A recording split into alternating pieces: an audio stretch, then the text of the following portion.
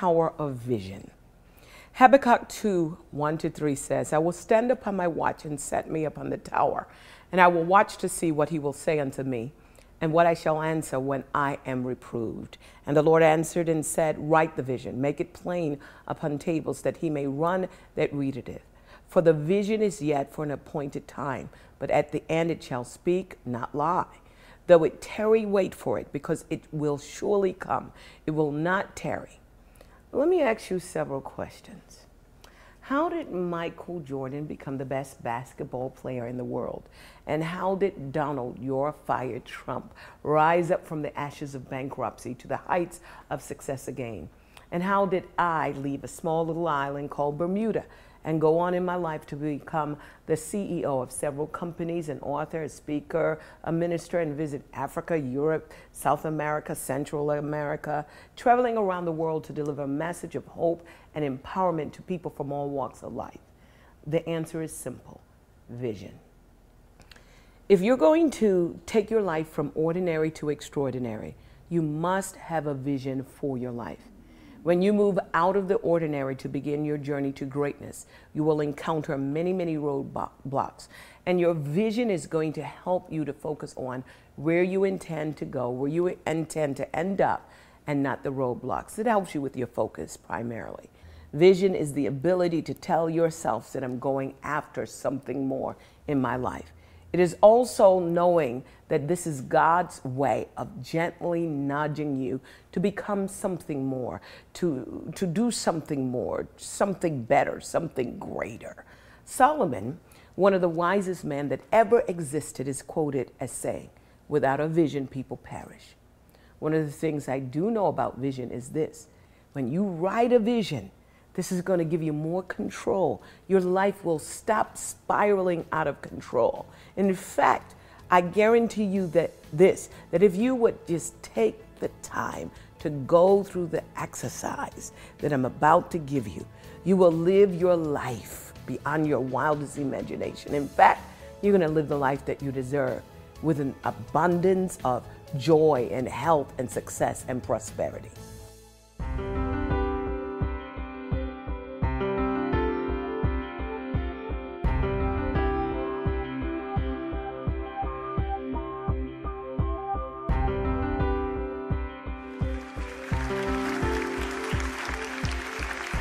Stephen Covey believes that most people struggle with life balance simply because they haven't paid the price to decide what is really important to them. So let's talk a little bit about vision. Vision is the single most important aspect for living life on purpose. Without it, you will become frustrated, you will lack direction, you will be unable to fulfill your purpose and maximize your potential. Number two, a vision gives you deliberate focus on the end results or your consummate outcome. When you write that vision down, you have more focus. Your vision requires goals. Here's the thing: never ever set goals which are not directly related to your vision. What does that do? It helps you to put yourself where you see yourself. If you cannot see it, you cannot have it. Your vision requires strategies.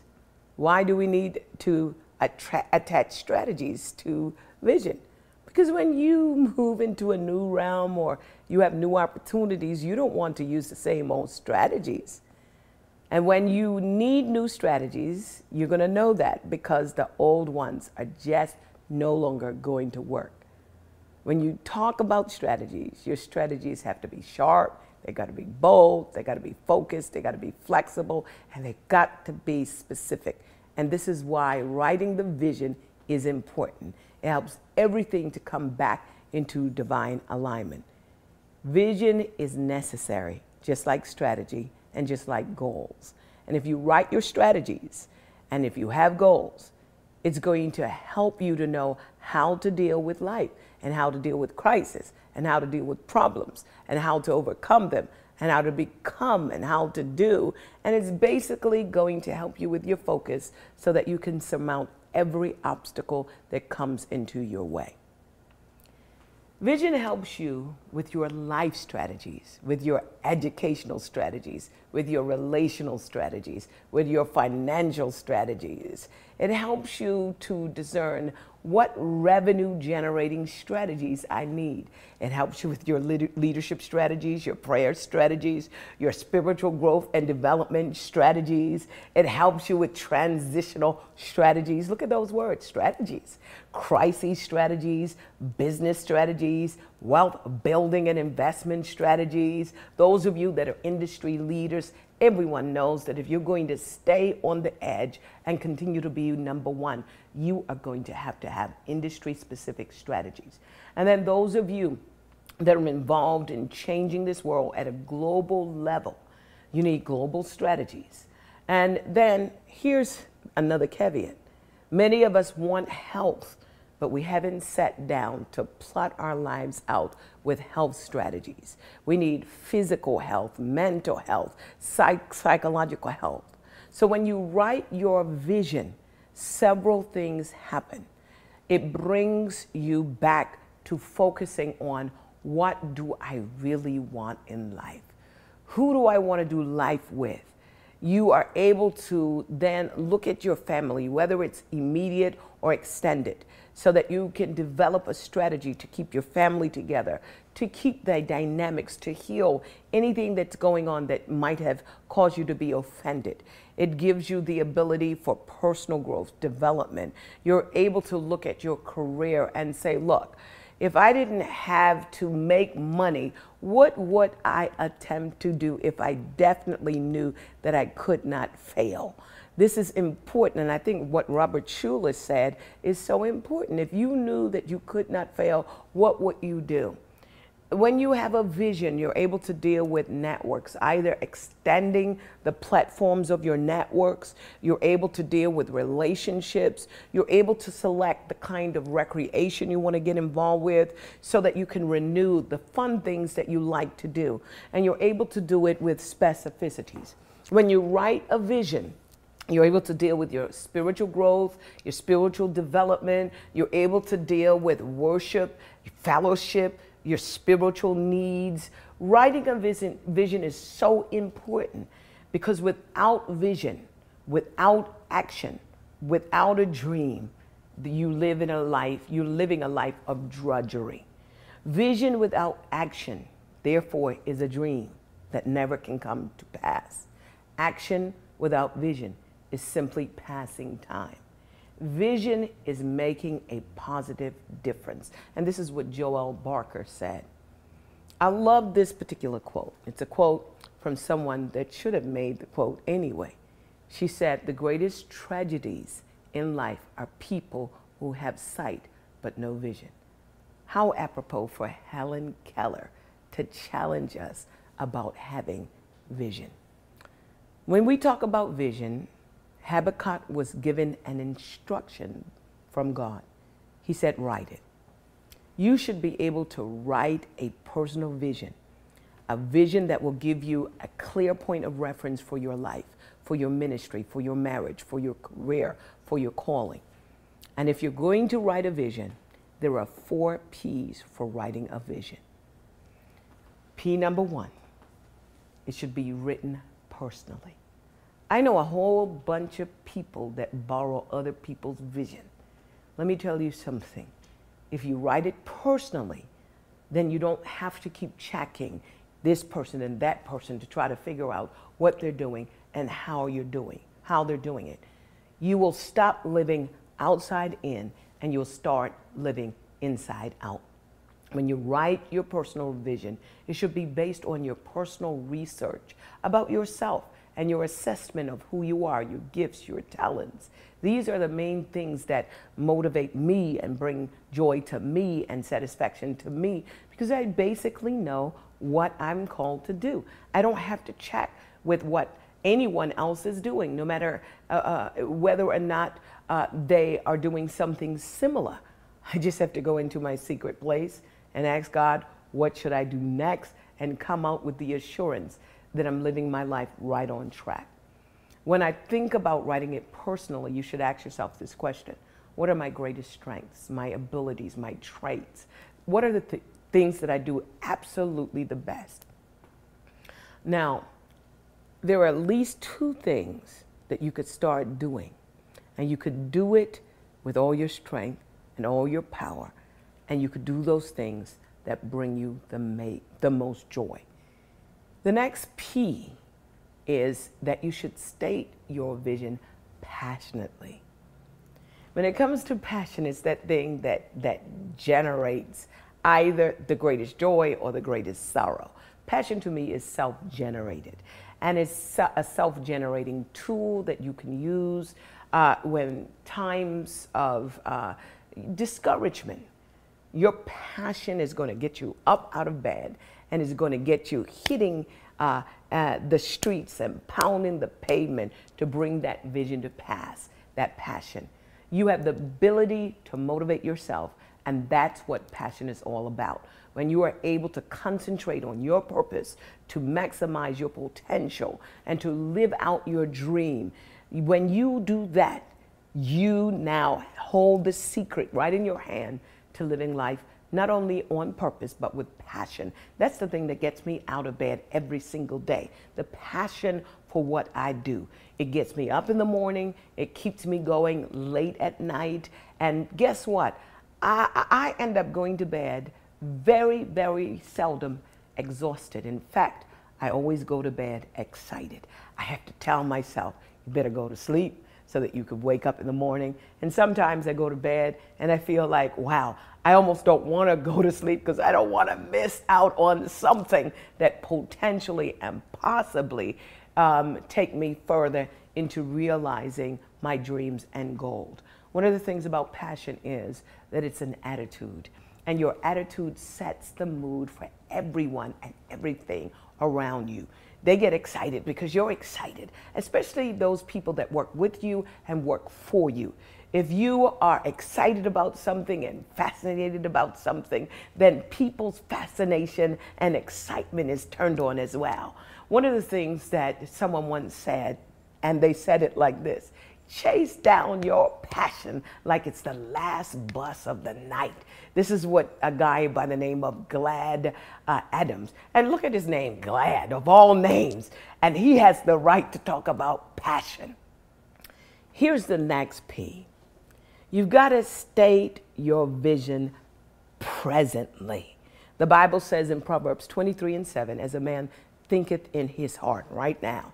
State it presently, not I will do this. State it presently. There's something that goes on in the human psyche that when you state it presently, automatically you are giving yourself permission to do it and to do it now.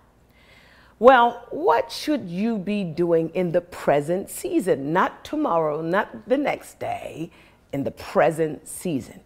One of the things I say is, I'm not where I need to be, but thank God I'm not where I used to be. So it's okay. I'm okay right now. I'm on my way. But what do I need to do right now?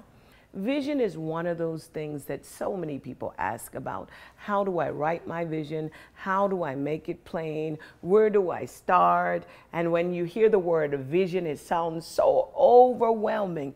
But I'm going to tell you, I'm going to give you about 10 different areas that you can begin to write your vision in. And if you write your vision in these 10 areas, I believe that you're going to be able to live your life beyond your wildest imagination. God bless you. Join Dr. Cindy Trimm for these next live appearances.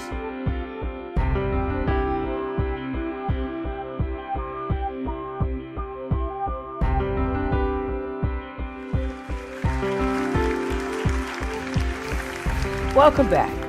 There are 10 areas that you have to be able to write a vision in. When we talk about vision, people usually get overwhelmed because they're thinking, oh my goodness, there's so much for me to think about. But I'm going to make it very, very simple for you. Remember one of the things that Helen Keller said, the greatest tragedies in life are people who have sight but not vision. So here are the areas that I want you to begin to write the vision. Area number 1. What do I want to do with the rest of my life? This takes you to really honing in on your personal passions, and your attributes, your likes, your dislikes, your strengths, your weaknesses.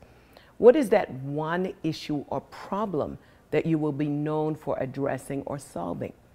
What is your brand? What do you connect with? What sparks your passion? Why do you want to start here?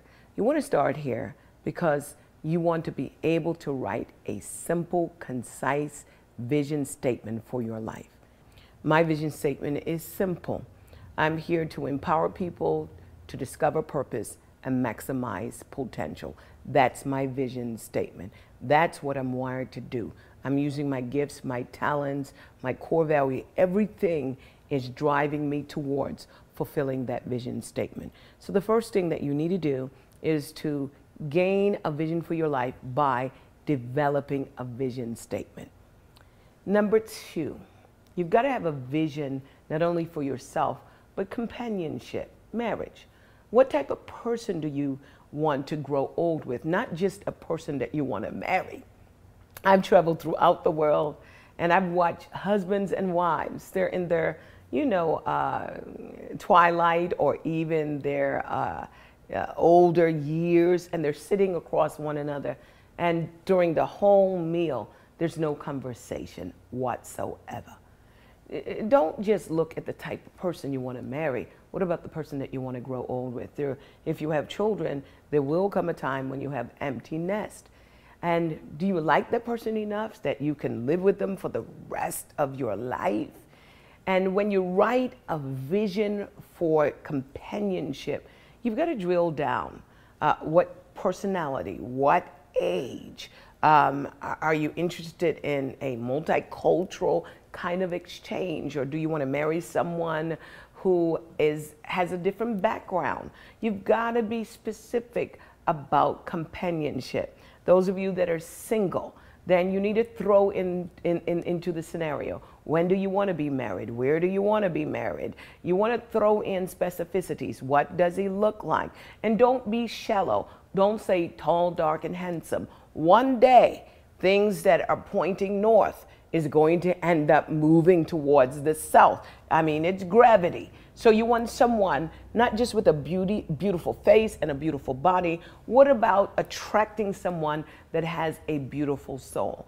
Be specific about companionship, the person that you want to spend the rest of your life with. Number three, you got to write a vision for your family. This is immediate and extended as well. One of the things that is so important is this, that when you marry and when you establish your own family, what kind of family traditions will you have? What about your family religion? My family religion is Christianity. What about your family values, your family heritage, and your family legacy? What do you want to leave behind for the next generation? And this is all a part of writing a vision for your life. Let's go to the fourth element. You've got to write a vision for personal growth and development. What are your educational plans, your educational path? How do you plan to enrich your life? What kind of activities? What are the specific books you're going to read? What are the seminars that you should attend? And when you write your vision out, make sure you include books, seminars, and your educational goals and plans. Number five, you got to write a vision for your career or your calling. Robert Schuller said, Robert Schuller posed a question, what would you attempt to do if you knew you would never fail? I like Nike, just do it. Where do you see your ministry, your business, your organization 10 years from now? You've got to be able to write it. What or who do you need to draw to your business or your organization? You've got to ask the question, do you need a board? What does your organizational or business model look like? These are all the questions that you're going to answer as you write a vision for your life. Number six, what about your friends and colleagues? This is an area we usually don't even think about. Now, Scripture says there is a friend that sticks closer than a brother. A friend loves at all times. Specifically, what kind of networks and relationships do you need and do you need to cultivate? Who are they? You've got to write it down. Who are your friends, your networks, your associates, And do you have a mastermind group? A mastermind group is important. And when you talk about relationships and friendships, you've got to be able to be very specific. Let's go to point number 7. Recreation and renewal. Some of us, have not built in enough margin, especially those that work from 9 to 5. You've got to build in enough margin into your life.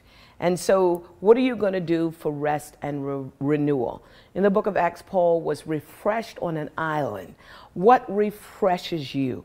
What do you plan to do to have fun and to have emotional, mental refreshment and refuel? You've got to be able to write that vision in that area.